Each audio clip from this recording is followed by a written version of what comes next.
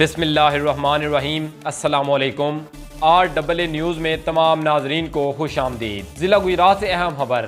پاکستان مسلم league کاف کے رہنما چودھری موسیٰ الہی کے سیکرٹری رضا وڑیچ کو گرفتار کر کے جیل بھیج دیا گیا۔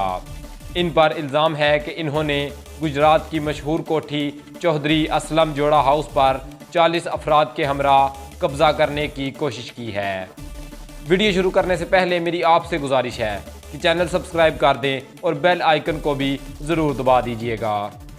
ناظرین، ضلع گجرات کی زیادہ تر عوام کا کہنا ہے کہ چودھری موسیٰ الہی کے پرسنل سیکرٹری رضا احمد وڑیچ کو جھوٹے مقدمے میں ملوث کر کے انتقامی کارروائی کی جا رہی ہے، جس کا منہ بولتا ثبوت FIR میں 2 مہینے بعد تتمیہ بیان کے ذریعے رضا وڑیچ کا نام نامزد کرنا ہے۔ اور سب سے اہم بات، رضا وڑیچ پر قبضے کا الزام نہیں بلکہ چودھری اسلم جوڑا ہاؤس میں دیوار پر لگی تصویر کو اکھاڑ پھینکنے کا الزام ہے۔